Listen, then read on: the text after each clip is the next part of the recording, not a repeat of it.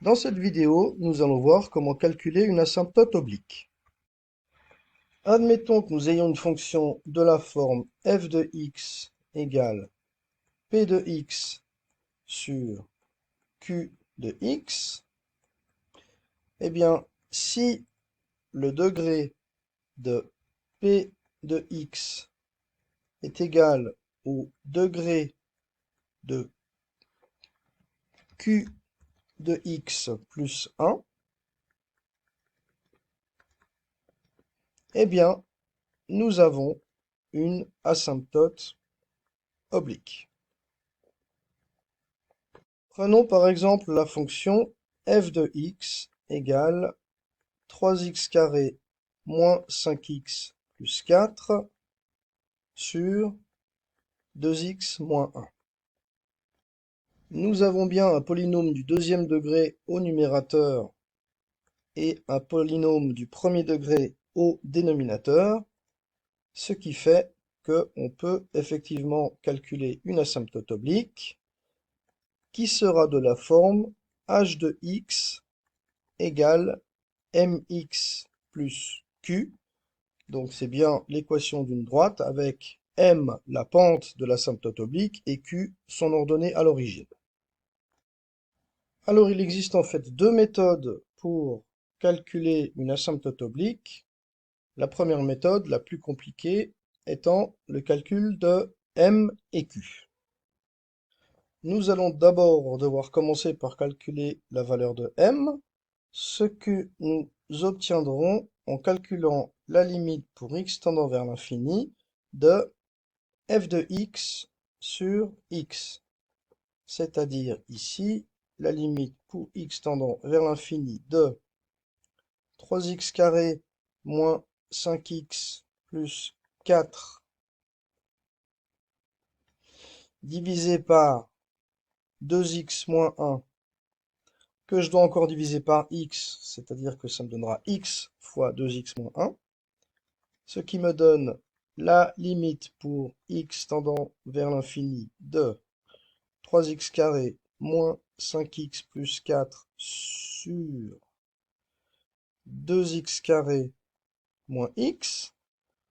Maintenant, je vais factoriser par la valeur la plus élevée de chacun des deux polynômes, ce qui me donne x carré fois 3 moins 5x sur x carré plus 4 sur x carré divisé par x carré fois 2 moins x sur x carré.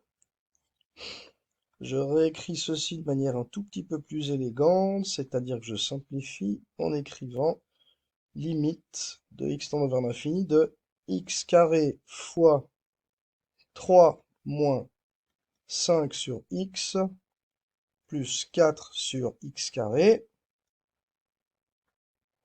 divisé par x carré fois 2 moins 1 sur x. Et on voit que les x carrés se simplifient, ce qui nous donne la limite pour x tendant vers l'infini de 3 moins 5 sur x plus 4 sur x carré divisé par 2 moins 1 sur x, et je passe à la limite, ce qui me donne 3 moins 5 sur l'infini plus 4 sur l'infini au carré divisé par 2 moins 1 sur l'infini, ce qui donne 3 moins 0 plus 0 sur 2 moins 0, ce qui nous donne finalement 3 demi. Il nous reste à calculer la valeur de q que l'on obtient en calculant la limite de x tendant vers l'infini de f de x moins m fois x, c'est-à-dire ici la limite pour x tendant vers l'infini de 3x carré moins 5x plus 4 sur 2x moins 1 moins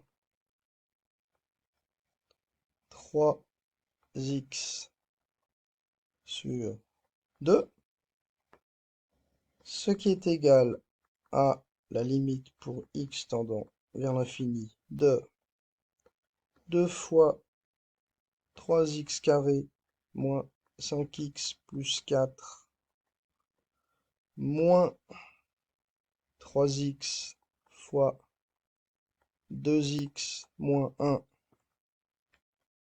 sur 2 fois 2x moins 1, ce qui est égal à la limite pour x tendant vers l'infini de 6x carré moins 10x plus 8 moins 6x carré plus 3x sur 4x moins 2, ce qui nous donne, puisque 6x carré s'élimine, donc la limite pour x tendant vers l'infini de moins 10x plus 8 plus 3x sur 4x moins 2, on va comme d'habitude factoriser par ici x, ce qui va nous donner x fois moins 10 plus 8 sur x plus 3 sur x fois 4 moins 2 sur x. Si on passe à la limite, on obtient la limite pour x tendant vers l'infini de, puisque j'ai oublié de simplifier par x, donc on obtient, en sautant peut-être une étape, la limite de moins 10 plus 8 sur l'infini plus 3 sur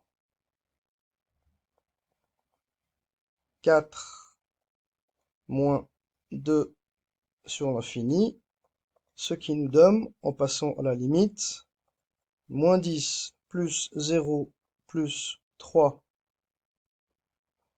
sur 4, ce qui nous donne moins 7 quarts. Et on a donc bien obtenu l'équation de notre asymptote oblique, qui vaut donc 3 demi de x moins 7 quarts. Alors, je vous l'ai dit au début, cette méthode est un peu compliquée, mais en fait, vous ne l'utiliserez jamais, sauf dans une épreuve de mathématiques, parce qu'il existe, une méthode beaucoup plus simple. Cette méthode, c'est la division euclidienne.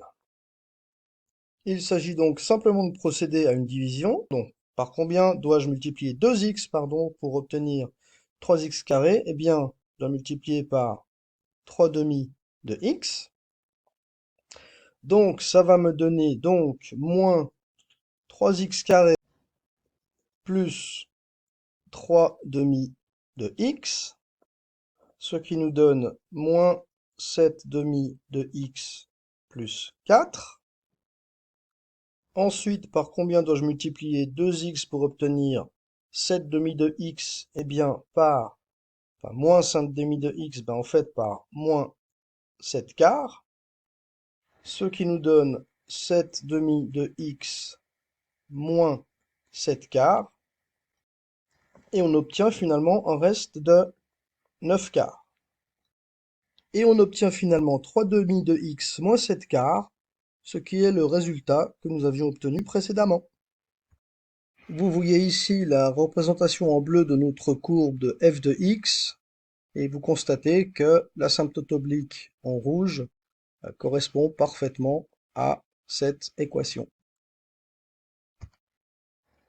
Si vous avez des soucis en mathématiques, vous pouvez consulter mon site www.helpmath.net. Merci, à bientôt!